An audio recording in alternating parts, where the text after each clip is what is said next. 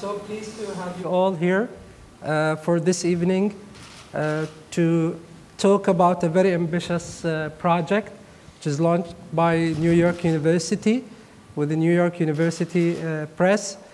And the aim of this ambitious project is to enable the target audience to have a window at the wide range and rich heritage of Arab culture through different texts and different genres. There had been several translations from pre-Islamic era up to the modern times, and there had been certain selections of text, but still the names are limited to certain figures, and the texts are limited to certain writings that come to represent the Arab culture in a very narrow state that did not give the richness and the depth of the Arab heritage and culture up to the Western reader or the other readers. So today I would like us all to welcome the executive editors who would explain and talk about this project and give us an idea about this work that seemed at the beginning so impossible to be done. And it's done, and it's produced in a very elegant and luxurious editions that brings together the Arab text in Arabic opposite to the text in English, which is very, very interesting, and it has a certain value that we will talk about later. So I would like to invite Professor Philip Kennedy, the general editor, to introduce the executive editors, please, and give us an idea about their work. Thank you very much, Dr. Maan Natai, for that generous introduction. And thank you for representing the Emirates Writers Union. No, it's an honor, a great honor to have you here. To be here. اتحاد الكتاب والأدباء الإمارات. احنا مبسوطين جدا من حضورنا هنا اليوم. فشكرا للدعوة. وأشكر فأبتدي بالعربي شوية بس بعدين هحول إلى الإنجليزي. أشكر محمد مزروعي ونتأسف إنه عدم وجوده اليوم بس معلش. وحاضر معنا. هو دعانا لنركز على موضوع التحقيق عامة في الأدب العربي أظن.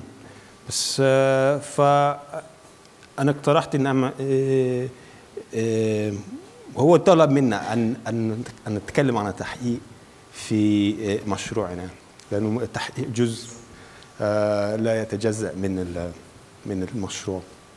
So thank you all. I'm going to just continue in English because our illustrious translator at the back is doing a much better job translating my words into Arabic than I can do directly into Arabic. So my thanks to the Writers' Union. Thank you all for being here today. It's a great honor for us. And we're very pleased to be able to introduce this project of which we're very fond and which takes a lot of our energy and vision and time and this skill, and it brings us a lot of joy and a lot of despair sometimes, but for us it's a very important project. What is it? We're going to speak between guys, my colleagues on the stage and my colleagues sitting in the front row, about the macro aspects of the projects, the general principles of it, and then some of the micro aspects of it, the details that are still significant to the way we're going about producing this library.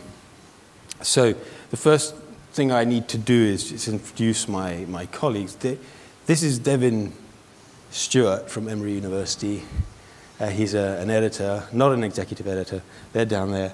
This is Michael Cooperson from UCLA.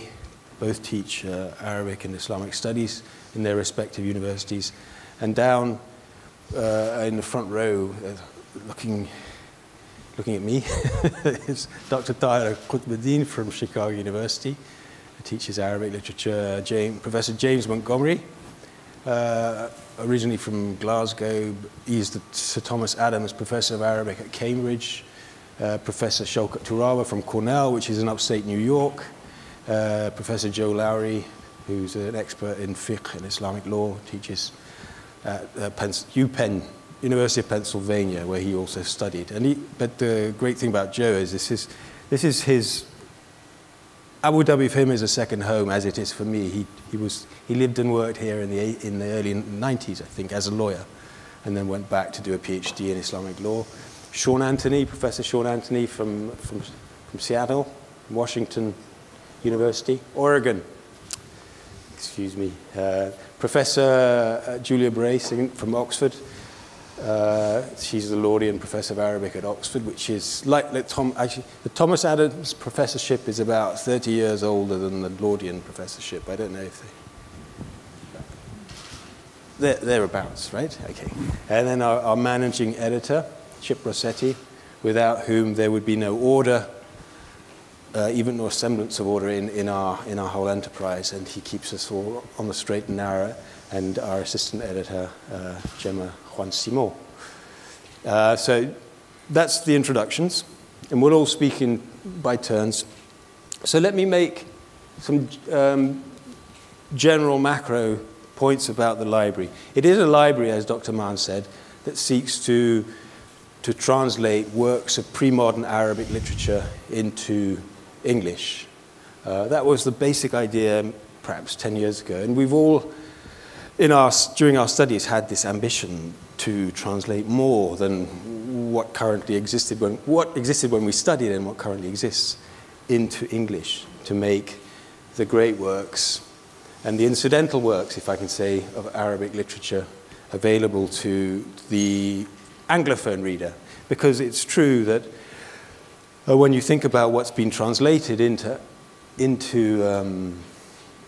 English from the Arabic canon, in broadest terms, it's really the Quran, Hadith for the practice of Islam, Sunnah, and the Arabian Nights. And of course, the history of the Arabian Nights translations into English is a history unto itself, and a very important part of European cultural history and the history of interactions between East and West and perceptions of East and West. But broadly, those are the two works that one can find many translations of in English. And yet those two works represent but a drop in the ocean, literally but a drop in the ocean, of what exists of Arabic literature, pre-modern Arabic literature. And of course, there's 20th century and 21st century Arabic literature, but we're concentrating on the Nahda and pre-Nahda, going through the pre-Nahda to the Jahiliyyah, as it were, working backwards. Although most people think of the trajectory or the vector moving forwards from the Jahiliyyah, but it doesn't really matter whether you start forward and go backwards or the other way around. The important thing is the spread, because that spread really represents a huge temporal spread of 12 or so centuries. And within that, within the literatures, of course, that exist across those 12 centuries are many genres. And when we first sat down to consider what the Library of Arabic Literature would mean, literature came to mean for us very soon into the discussions, literature writ large. So that fact is represented in the translation of the Library of Arabic Literature, which we call LAL, as Al-Maktaba Al-Arabiya. Not Maktabat Al-Adab Al-Arabi, but Al-Maktaba Al-Arabiya. So it represents far more than just adab, which incorporates creative literatures, poetry, poetics, and works of adab. So the Kitab al-Aghani or Jurjani's theory of poetic imagery, or that kind of stuff. No, we are tackling, as it were, or seeking to embrace literature, Arabic literature writ large, across all the genres.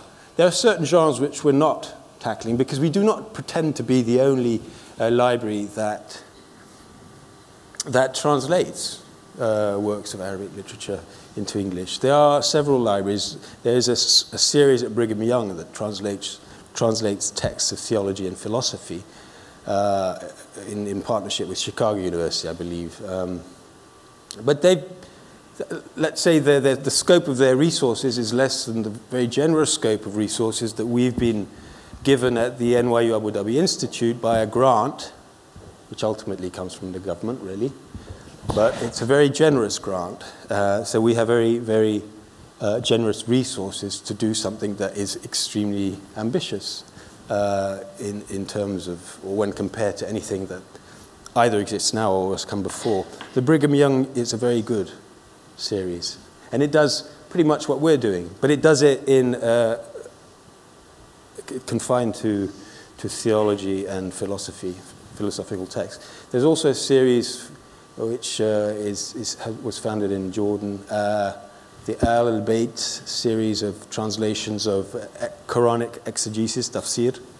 And because of the existence of that series, which we respect and follow, we're not doing tafsir texts, although it would be a very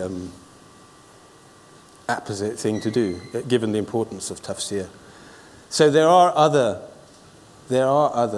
enterprises or projects, such as our own, but the scope of what we plan to do is much larger, because what in the end we want to do is to produce a corpus. And if our wishes were fulfilled in 50, 70 years or whatever, then the whole corpus of pre-modern Arabic literature would be translated and edited first, in fact, and then translated into English, and produced in these volumes that have this branding and associated with Abu Dhabi and NYU Abu Dhabi, because I think it's very important, given the vision of the leadership in Abu Dhabi, that this series, which has already received many accolades internationally, is associated with Abu Dhabi, the place that first had the vision and first stepped up to sponsor it so generously. So we're very pleased in our branding that it's associated with this place.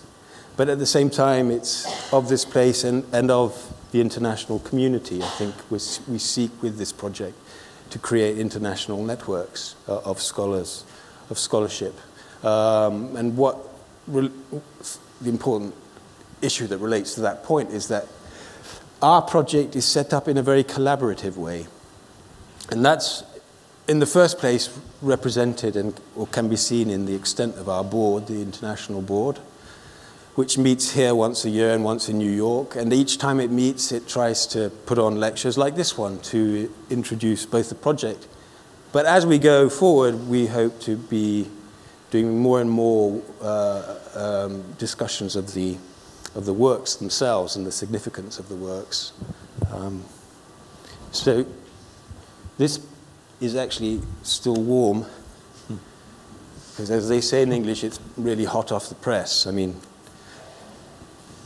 this is the Rihalat, 2 Arabic travel books, Abu Zayd al-Sirafi, Accounts of China and India, edited and translated by the very distinguished Tim McIntosh Smith, who's really well known as the travel writer, one of the great travel writers of the 20th century, among contemporary writers. That's what he's been celebrated as. And he's, of course, well known for his work on Ibn Battuta. So we were delighted when he stepped up and volunteered to translate Abu Zayd al-Sirafi's Akhbar al-Sin wal-Hind, which is a short text and doesn't survive in its entirety. It's very lacunose. There are lots of lacunae in it, gaps. But he's done a brilliant job at editing it and then translating it into a language, an English which smacks of good contemporary English. So both those points are really things that my colleagues can pick up on. The fact that we feel that not only has the work that's been done up to now been rather poor in its style, or rather limited, but also poor in its style. That's not always the case. There are some good translations of pre-modern Arabic works, say the translations of Abri of Mutanabbi. I happen to think it's appalling English, so I don't know if my colleagues would agree. The problem is with Arbery's translations, which are actually set in parallel with some of the Safiyat, some of the important poems of Mutanabbi, the English doesn't really make sense on its own. So we're striving to write these translations in a modern idiom. And that requires, or we find that is best achieved through collaboration. Because if you sit on your own, writers tend to be lonely figures. I mean, whether they be playwrights or novelists or scholars. But we try and make the exercise of our work and the work of our colleagues a collaborative process. At some point you are on your own in your room doing the work, but then you have the encouragement and to look forward to of a conversation with a collaborator that we, the editorial board, establishes for each individual project. So that, for example, in this case, Tim McIntosh Smith was in touch with me as a what we call a project editor. He is the translator editor. Unfortunately, we've developed this rather clanky jargon: translator, editor, project editor. But it's just the it's just the way that we've decided to set up the project. We can't avoid these rather clunky terms, but our translations are anything but clunky. It's the one thing we're trying to avoid. So this book is fresh off the production line, as I say, and it's instantly recognizable to people who've been introduced to the series.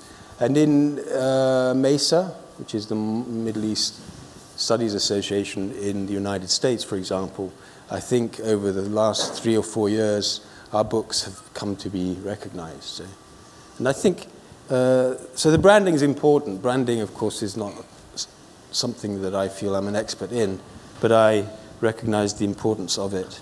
How do you come to select the text that you are translating? Okay, that's a very important point, because that brings me back to the point of a corpus, not a canon. Yes. Right?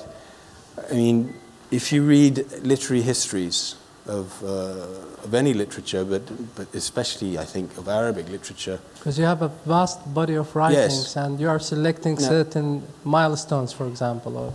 Yes. So, but if you read a literary history, I don't know who's to pick on. Nicholson? Arbery? Gibb or Nicholson, mid-20th century writers of short literary histories, histories of Arabic literature. Then you get in those literary histories the standard references, right? Al-Maraji' al-Taqlidiyya, Al-Maraji' al-Kabira. So you start with Ayyam al-Arab, perhaps, and then the Mu'allaqat, perhaps one of the diwans of one of the major poets, Ibn al-Qais, the Umayyad period, Jarir Farazdaq. You go into the Abbasid period, Abu Nuwas, Abu Tamam, Buhtari, followed by Al-Mutanabbi, followed by Ma'adi. So you get coming to the books, sorry for interruption, like noticeable is that you selected certain books from the 13th, 14th, 15th century, which is generally known as the Dark Ages in Arab culture. Yeah. Like no scholars really seriously try to venture into this period. They usually study like the pre-Islamic Umayyads, Abbasids, and then they say, and then the Arab culture went through dark ages of the toppling of Baghdad under the Mongols' invasion, and then the renaissance of Arabic literature by the end of the 19th century. But now we see that there are texts written, and they are very valuable and rich with ideas, thoughts, and style. Yeah. So how did you come across this? So either I could answer that or someone else could if they feel bursting to do it. Joe? Okay, Joe. I can talk briefly about why it is that we translate works that are after the Abbasid period. And that is because we believe it's time for a reassessment of the literary creativity of that period. We think that Ottoman writers have a lot to offer, and indeed the authors of the Mamluk period in Egypt are creative. There are various reasons for this. I think in the Mamluk period it became possible to have a professional career as a writer in a way that was maybe not so easy in earlier centuries, as to be incorporated into the bureaucracy, to write in the chancery, whereas I think previously you had to have a more direct connection with patronage in the court.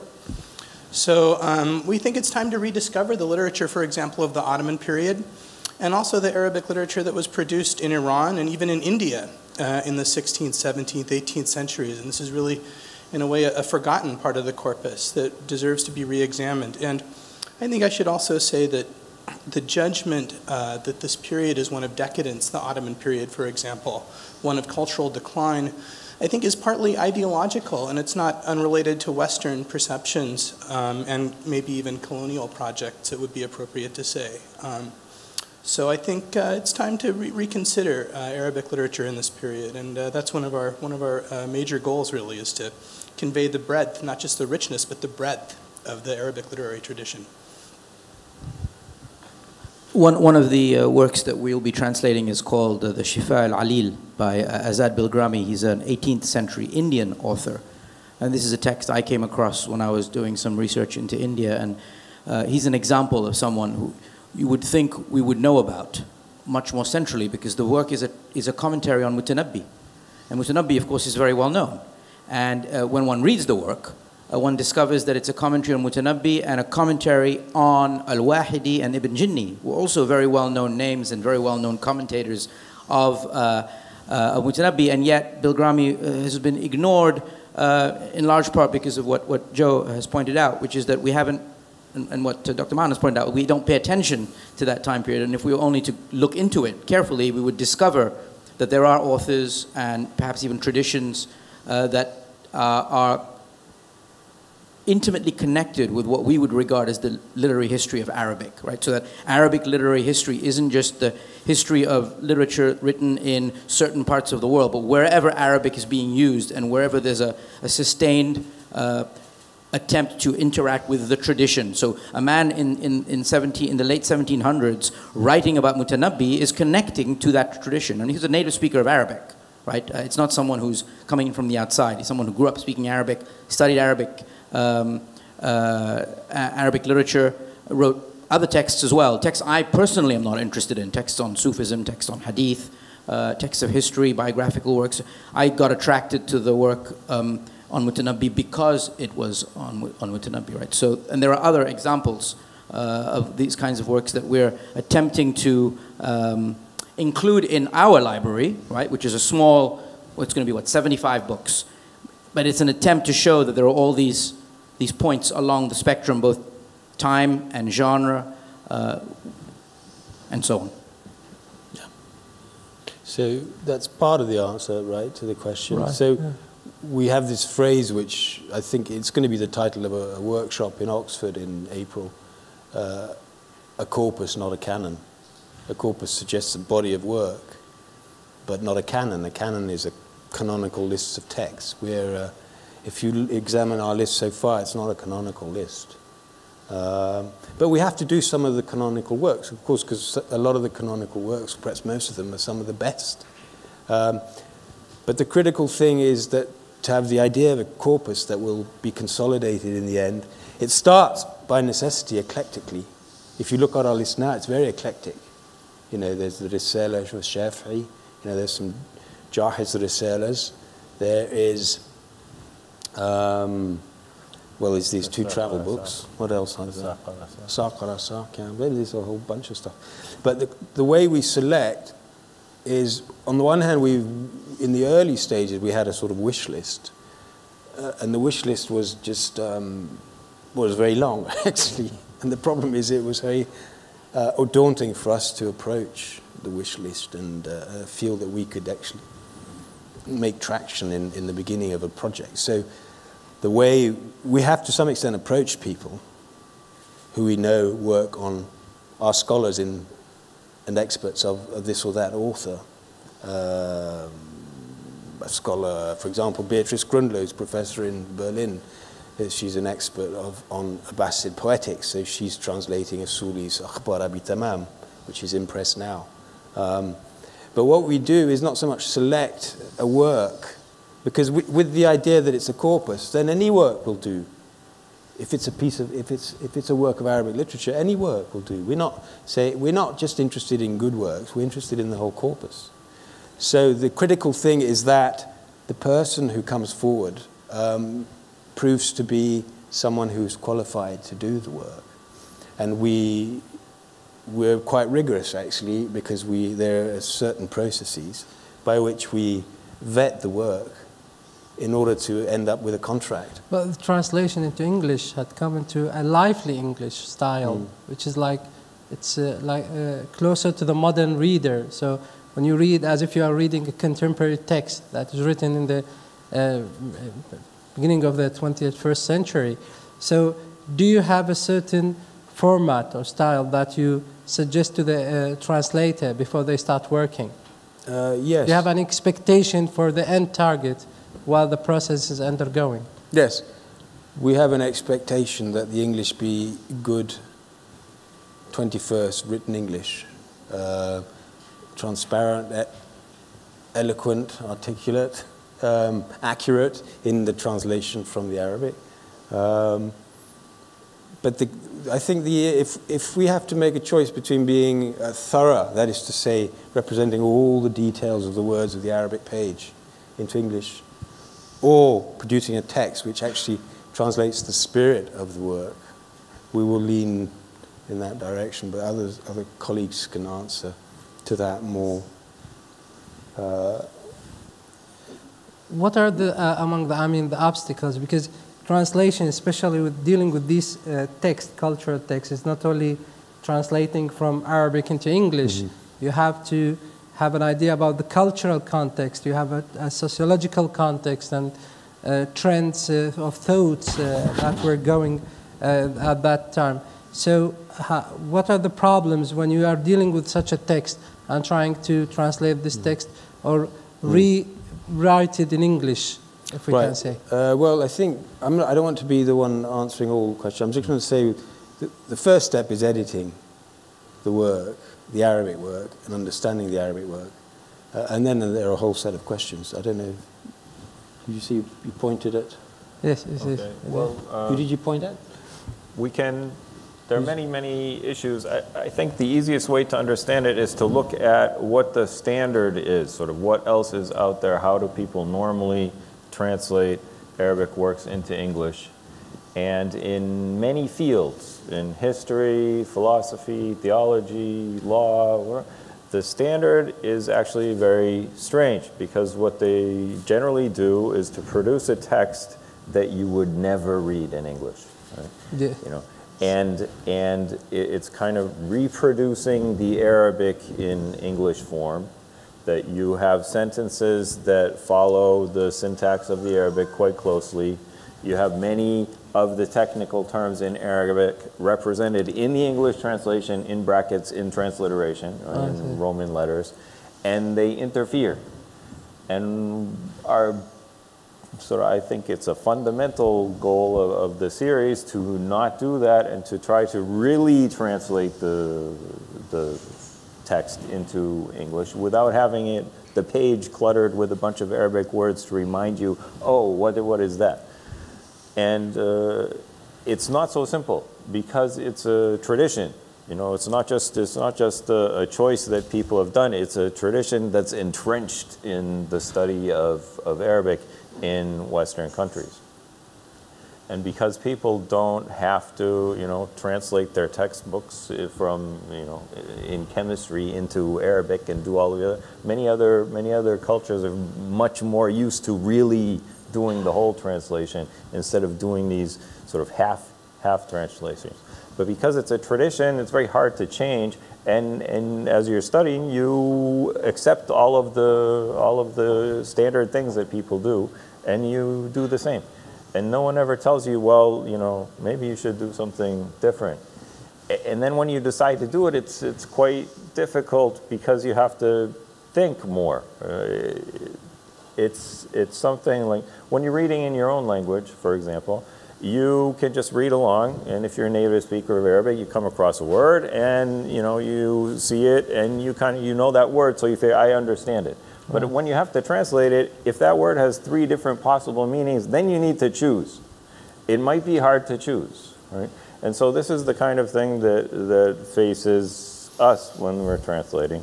So Joe translated a Risalat al-Shafi'i, which is a very important legal work. It has many legal terms in it. I translated a work that's a kind of polemical work about law also. There's a lot of terms that people in our field... read it? What? Just give the title. Oh, it's called The Disagreement of the Jurists, and it's just finished. It's going to be around, it's going to come out in a month, right? اختلاف أصول المذاهب. But this is very important, because here it's not a choice of whether to select the translation of this word into this meaning or that meaning, because sometimes when you move through meanings, you are moving through schools, or philosophical schools or religious schools, and it will change the whole text into a different version, which is not meant to be on the first place. Right. But just for example, at a very simple level, people write about law, they talk about qiyas. In English, right, they use this word, qiyas. Yes. And if you talk to any normal educated engineer in the United States, of course they don't know what qiyas is, but we use it in our supposed English translation as if it's a normal word, and it doesn't make sense. So you have to think, oh, how do you translate this into normal English so that a person who isn't really in the field still understands what it is? Or what does ijtihad mean, or what does ijma' mean, or what do all of these technical terms mean?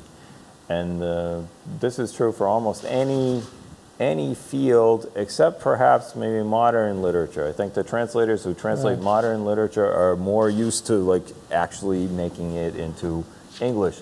But in most fields, sort of subfields of Arabic and Islamic studies, people have this tradition of not entirely translating things.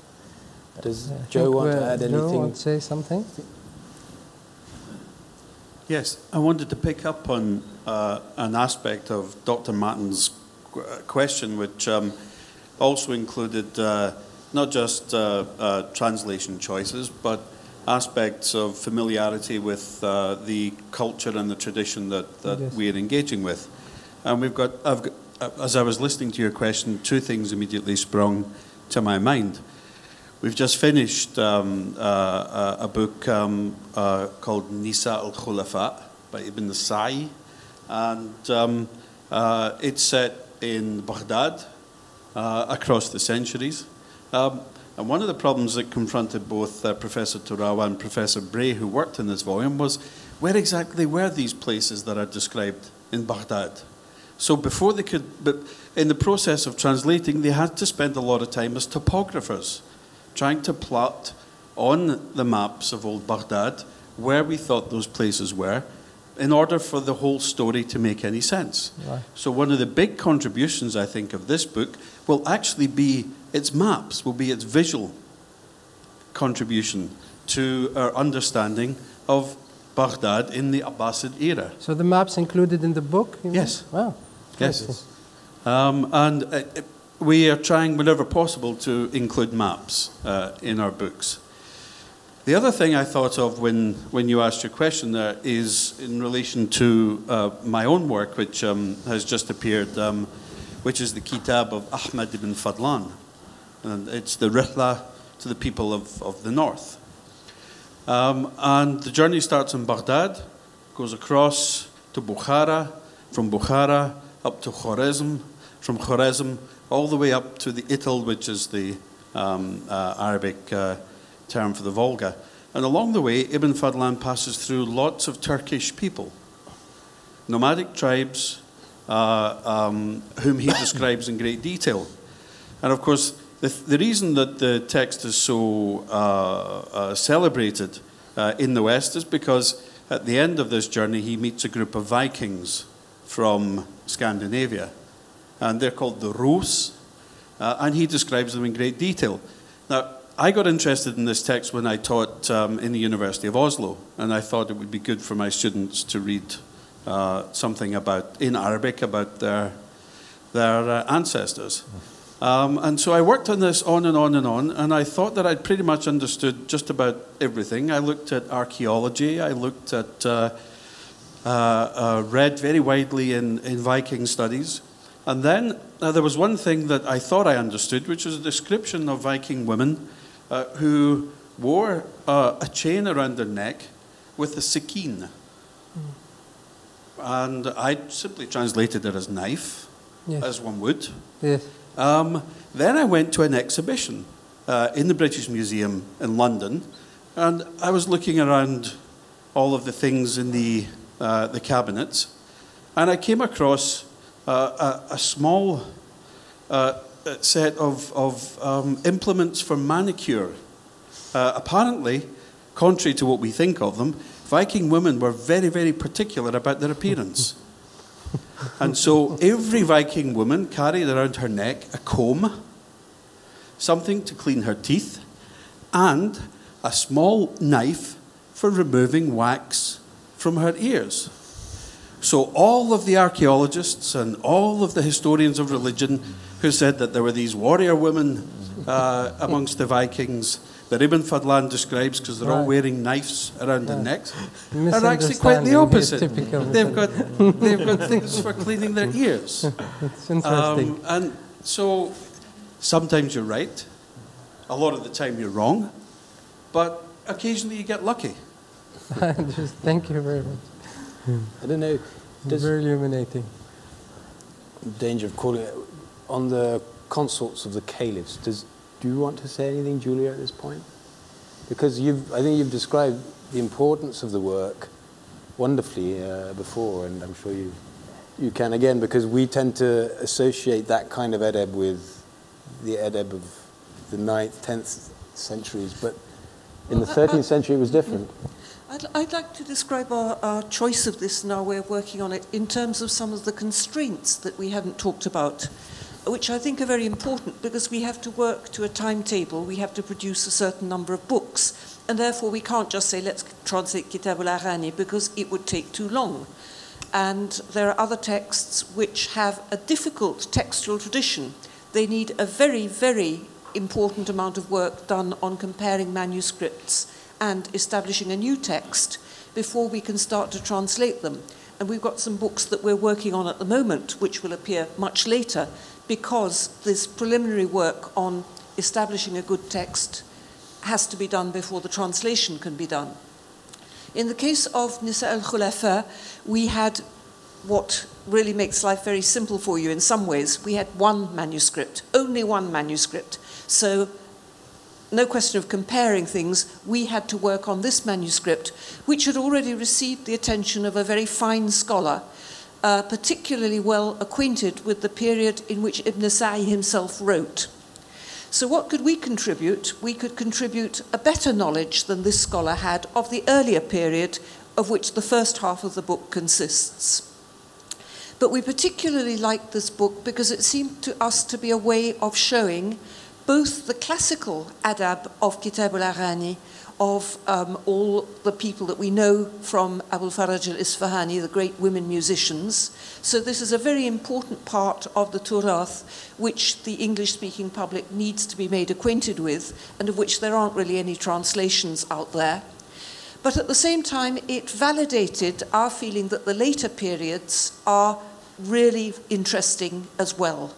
So it's two periods that are riveted together in one book. The later period is the 11th, 12th century, the time just up to the Mongol invasion, when women had a particularly interesting role in positions of power, but a very different one from the one they had in the earlier Abbasid period.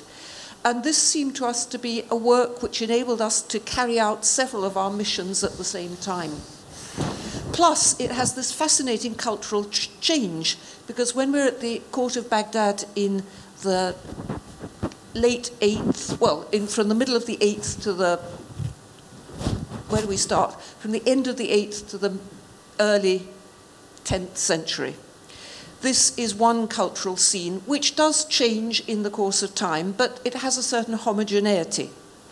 And then when we move to the court of the later Abbasids, there's a whole different set of cultural reference that are not only material objects, and talking of the map, the world, the palaces, the gardens, the layout of Baghdad, the way the different parts of Baghdad related to each other, all that has changed in this later period.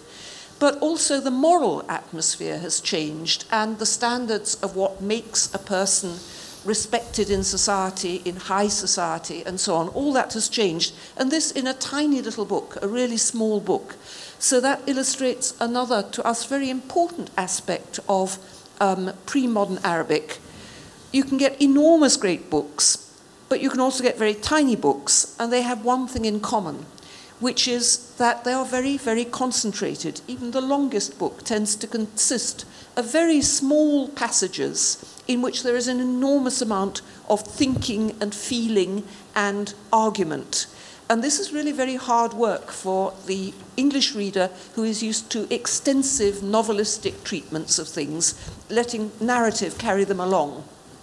So we thought it would be good to have a book that was quite approachable and that would serve as a kind of initiation into this type of reading which the English-speaking reader is not really very used to. Thank you. Thank you. So should we move on? I'm conscious of the fact that we need to leave time for people to ask questions. I thought we might look at 3 sample texts. This is just so that you can see the principle of the layout. I'll pass over this. There are 3 texts that we'd like to share with you because it's nice to have something to read together. I think this has been passed out. Mm-hmm. Yeah. And this illustrates, it illustrates several things. I'd like to read these samples out. It illustrates principally the fact that we collaborate, because this came out of a workshop, a warsha, where we got together with some poets, some real poets, English poets, and chose some random samples of the poetry of Antar ibn Shaddad. And after a very enlightening workshop by this poet, who gave us lots of advice on what to do and what not to do and what to try to do, we all took this 9-line poem or 10-line poem, these are the first 3 lines, and essayed or produced our own version. We all sat in the room, did line 1, line 2, line 3, line 4. And so what we ended up with was 9 different versions of this poem, and it's fascinating that each poem in English has its own style and character. And some of them were excellent, and some of them were not so good, and that's mine, because I wrote the prose version. You know, because there's the syndrome of the crib. That is to say, well, you just produce English that lets you know what the Arabic means without any attention to the aesthetics of the English. And that's what I produced. I found it very easy to do, actually. Anyway, so this collaboration was really a starting point and an eye-opener. Some of the principles he taught us were, you know, the types of words to be careful about in English when you're translating. Don't use too many verbs, especially verbs ending in ing, because they overload a sentence with ugly sort of clutter, rhythmic clutter. I don't know exactly how he said it. He said, you know, try and think about your audience and try and be lean on the whole, because less is more than more is less. Less is more. So these translations, I think, are leaner than the typical, leaner in the sense of خفيف, يعني مش ثقيلة. How would you say it? Lean. رشيق. Huh? رشيق. Oh. Don't. So sometimes you have to omit a detail or even an idea that's in the original in order to rescue the quality of the translation. I think is one of the principles we learnt. But of course, that's a dangerous thing because reviewers can point out, oh, this is full of holes. But we have to be also cognizant, or be careful about the way we present what we're doing, so that we say this is what we're doing. You know, these are the principles, these are the aesthetic principles. So I thought we could just read this. Who wants to read the Arabic, and then we'll read the three. Michael. I was actually going to do this one. You don't want to do that? Okay. This one. Yeah. Okay.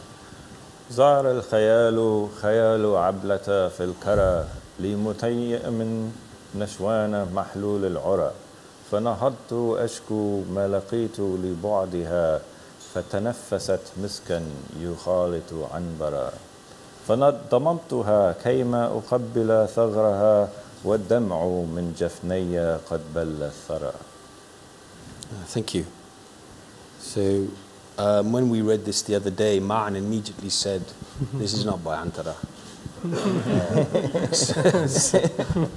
Why? It's too Well, wimpy, just as it's a too style, wimpy like, for Antara? Like, I read a lot of Antara, but it's not like So it's not Antar. his style. هو عنتر مش عنتر. Antara. عنتر شخصية السيرة. This. Yeah. So should we read the English? Who the first one? Whose is the first one? I've forgotten. It's not mine. It's too good. You read it. Yeah, but it's not mine. Yeah, but it's okay. You can read all of them. Whose is this? The image came, Abla's image, in sleep, to a slave dizzied, sprawled loose. Up I got to complain how her distance hurt me, and she breathed musk mixed with ambergris. I grasped her so that I could kiss her lips. Tears from my swollen lids had soaked the ground. We were told that the format is important when you translate poetry. You have to be conscious of a format and be consistent with the format. And the format does do something to the aesthetic feel of the piece. These are obviously formatted very differently, and I think that represents the linguistic feel of the three pieces. So who wants to do, someone do the second one? Okay. There stood Abla, her image in the night woke love's dazed and battered thrall. I arose, bruised and bemoaning the ache her absence caused, and she sent a perfumed breeze to soothe my wounds. I drew her near to kiss her, tears from my eyes having moistened the dust. So, any comments so far? One of the things we learned was that, Arabic poetry is monorhyme, في قافية. آخر البيت بنفس القافية. But it's very difficult to do that in English. And it's best not to do it, in fact, because when you do it, you produce rotten English. The best example, actually, is Richard Burton, the translator, the Victorian translator of the Arabian Nights, who produced translations of the poetry of the Nights in monorhyme, and it's ghastly English. It's not really English. Is it like the sonnet in English, like the sonnet, for example, but different rhyming? Mm-hmm. Like Yeah, the you can. sonnet Yeah, follows a certain pattern of rhyming. But one of the things we were told is that you can internalize the rhyme in English, so that you give a poetic sense to your translation. Right. So thrall and caused. Somehow there's a rhyming. There's an assonantal rhyming there that renders it well, I think. That renders it beautiful or attractive. Anyway, the next one is a beautiful example, even visually, of that leanness we were taught to try and strive for. I think it's James's.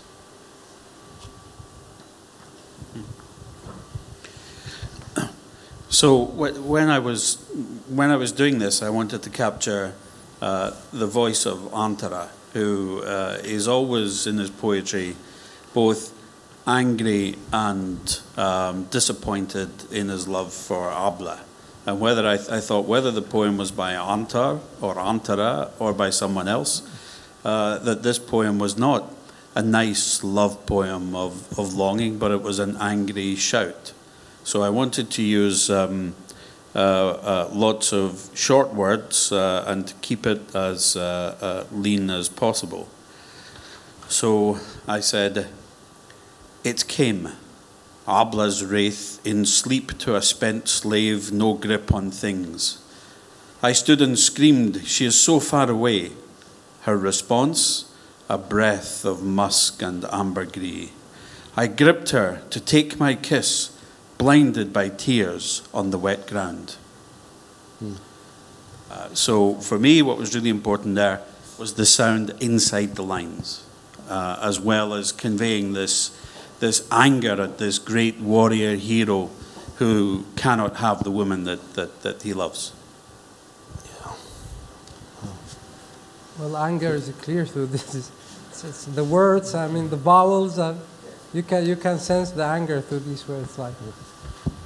So another text, I don't know if anyone has comments, perhaps we can invite comments on these in a minute. Another text we wanted to share with you, and it illustrates something. Saad. Mutayyam, ay. Okay. Who did that?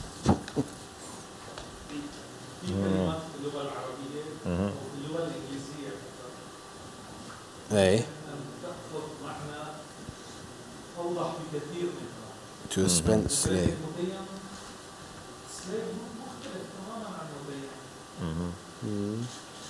So what would you put? أليس تيم الله هو عبد الله؟ أليس تيم الله هو عبد الله؟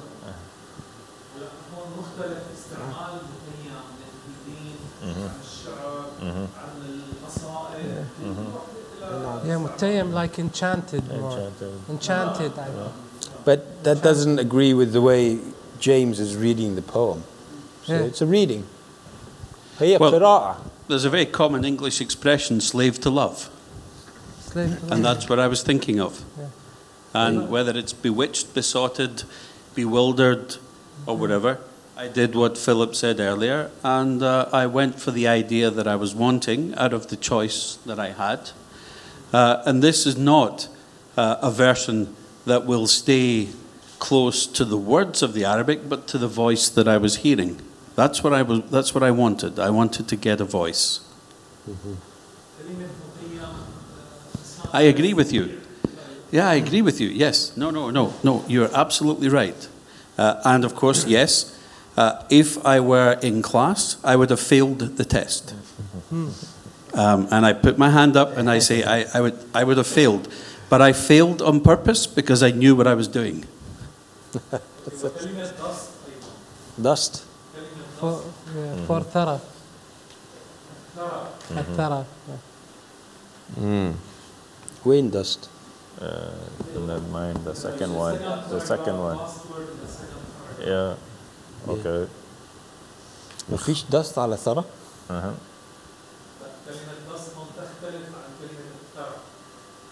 ثرى is the ground, right? Yes, but there is dust on the ground, so this is it's metonymic, isn't it? What's metonymy in? كيف بنقول metonymy? الكناية. كناية. I mean, it's also the thing is, like you say in English, from ashes to ashes, dust to dust. It doesn't mean dust like when you're dusting your, the ground, furniture at home.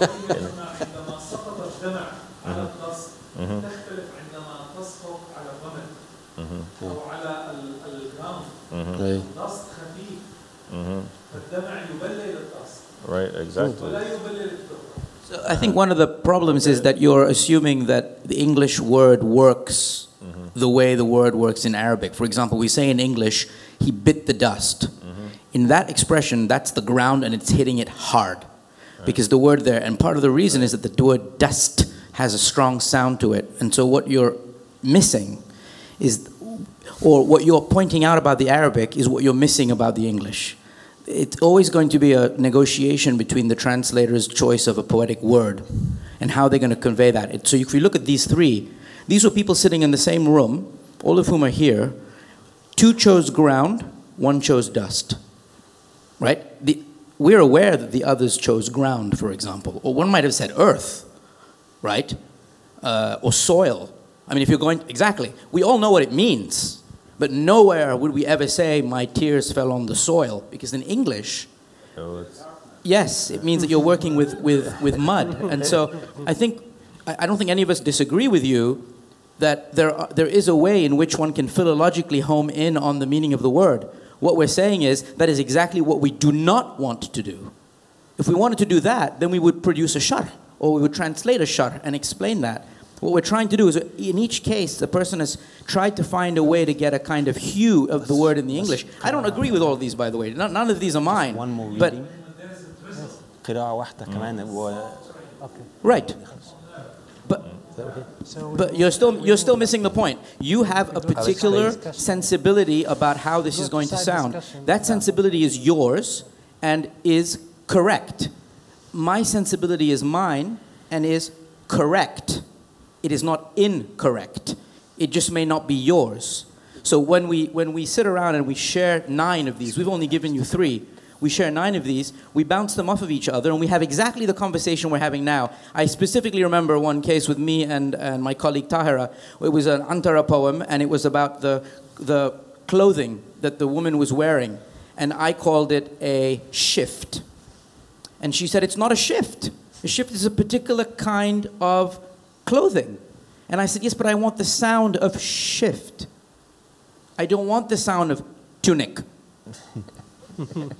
Right, so there is, I mean, right, so that's part of the, that's the other side of it. So sometimes we sacrifice, and I don't like the word sacrifice, but sometimes we sacrifice meaning that's literal for meaning that is poetic, or that is aural, or so that, and it's very, very hard for us to do. And you're always, you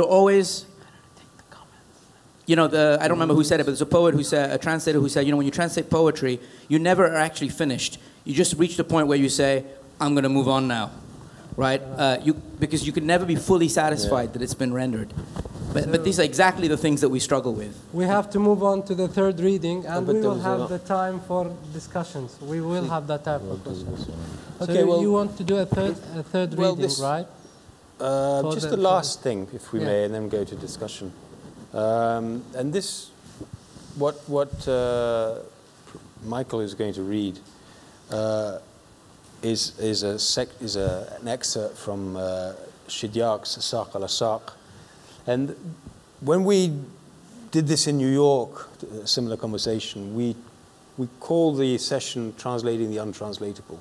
Because there are certain works of Arabic literature that have been considered untranslatable in their entirety, in their integrity. I mean, you can translate bits of them, but there are bits of them that are so hard in their sort of dense Arabic philology that you can't translate them. But our principle, one of our most important principles, is that we translate and edit the integral text of the Arabic, all of it. We can't, why should we leave it out? Any part out. So that's a big challenge. And it requires very skilled translators. And in the case of Shidyaq's Saq al-Saq, well, Shidyaq was blessed posthumously with a great translator who's rendered his Arabic into beautiful, vivacious English. This is a good example, the paragraph Michael is going to read, of what would strike one, I would have thought, or we would have thought before, as untranslatable. تفضل. هو كان الدكتور فيليب طلب مني أن أقرأ هذا المقطع، ولكن عندي لكم طلب. هو مطبوع بفونت صغير جدا هذا شيء، وأيضا هذا المقطع مشحون بالكلمات الصعبة، فأفضل أن يقرأه واحد من أبناء اللغة. فهل من مغيث؟ هو يبدأ من هي الفقرة الأخيرة في هي الصفحة الأولى من كتاب الساق على الساق. هي الصفحة التي تلي صفحة عنترة في الفقرة الأخيرة التي تبدأ ب فأما إن قلتم ليس لكم ليس عندهم النص. طيب هل من متطوع؟ فأما إن قلتم إن عبارته صريحة بحيث لا تقبل التأويل فأقول لكم إنكم بالأمس كنتم تخطئون وتحضرمون وتهرؤون وتلحنون وتلكنون وتغلطون وتوهمون وتعفكون وتلبكون وتلتكون وتلتفون وتعصدون وتخلصون وتخلطون وتخلطون وتهذرون وتهذرون وتحصرون وتلخنون وتعجمون. ده هنا جيمس جويس هنا في يوليسيس. في كمان جيمس جويس يوليسيس. وتلغلون وتقلقون وتقلقلون وتترترون وتثرثرون وتحصرون وتفرفرون وتمجمجون وتمغمغون وتتعتعون وتتغتغون الى اخره. يعني هو هنا لعب باللغه ده. تمام. احمد فارس الشريعة. بس انا اتمنى ان يعني يكون في فرصه نتكلم عن المشروع. نعم بالتاكيد بالتاكيد. Okay. So that it's very difficult. I mean, it's very. It's impossible. It's not difficult. It's impossible. But he did it. Because I can read out. Should I read it out? Yeah, read it. Do you want me to read this? Yeah, do you want to read it? Okay.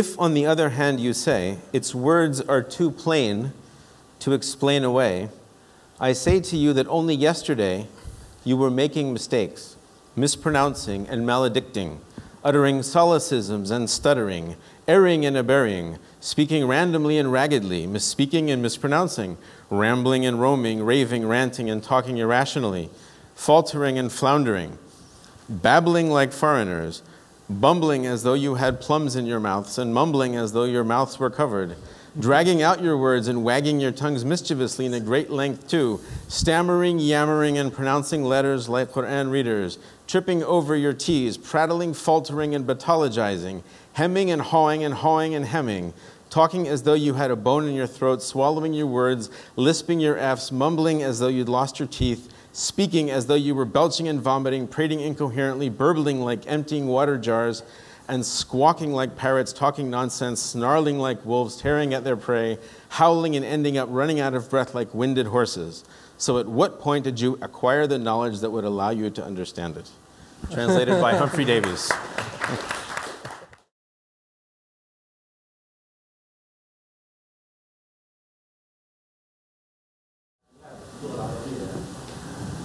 فأنا أود أولا أني أشكر اتحاد الكتاب في أبو ظبي يعني على هذا يعني اختيار النوعي، يعني ده اختراق نوعي الحمد لله الله للأنشطة الثقافية التي تقدم. وأنا أتمنى أن نفس هذا النشاط يقدم في رأس الخيمة، يعني ممكن نرتبها ويكون شيء جميل جدا، لأن الحقيقة يعني مشروع فعلا ambitious ويعني very great one noble one. It's really a noble project. فهذه نقطة. النقطة الأخرى أن كيف استقبل عملية استقبال يعني هذا النشاط الضخم. يعني نعاني من أن بعد الترجمة لا يحدث لها ترويج بمعنى ماركتينج، وبذلك بتحفظ في الأرفف ولا يعني يستمتع بها أحد. فالنقطة الرئيسية فعلا مع أي ترجمة أن يكون في عملية ترويج لهذه الأعمال. اسمه ترويج بروموشن kind of promotion spreading talking about it in the media something like this. فده يعني الحقيقة عمل مهم جدا. النقطة المهمة أن اختيار الشدياق يعني ده تحدي ضخم جدا، لأنه هو نفسه كان بيتحدى كتاب اللغة العربية ويتحدى قراء اللغة العربية، وكان إنسان عبقري جينيوس بالمعنى الحرفي والرمزي للكلمة. فده مجرد اختيار هذا الكتاب والكتاب الأغاني اللي سمعت عنه دلوقتي يعني الحقيقة يعني عمل غير عادي بكل معنى الكلمة، لكن لازم يقدم هذا العمل بشيء من التوضيح. يعني كلمة سليف اللي احنا وقفنا قدامها يعني القارئ الأجنبي لن يعني لا يمكن أبدا أن هو يستوعبها إلا إذا كان في نوع من الفوت نوت. وحتى هذا تيس اللي تعملها في ويستلاند يعني ده مشروع والا العمل هيبقى يعني فيه غموض كبير ويعني وانا لا اريد ان اطيل، ولكن باشكر الحقيقه اشكركم جميعا وجامعه نيويورك الحقيقه في يعني نشاط غير مسبوق، ويصعب التعبير يعني عن الشكر ليكم الحقيقه. شكرا. وكم عمل بعد كده، كم يعني اتمنى ان اعرف ان كم عدد ظهر من هذا الكتاب. شكرا مره اخرى. في السنين الخمسة الأولى 35، ونتمنى بعد 10 سنين أن نكون أتممنا يمكن 70 نص، 75 نص، بس من متنوع يعني. بعض النصوص تكون بمجلدات متعددة. بس الحقيقة بنشكر حضرتك للمجاملة ويا ريت نأتي نيجي لرأس الخيمة المرة اللي يمكن السنة الجاية.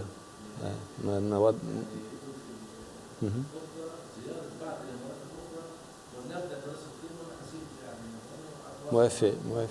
احنا رايحين دبي يوم الخميس لكينوكونيا. اي بس بعد كده نيجي السنة الجاية أكيد رأس الخيمة.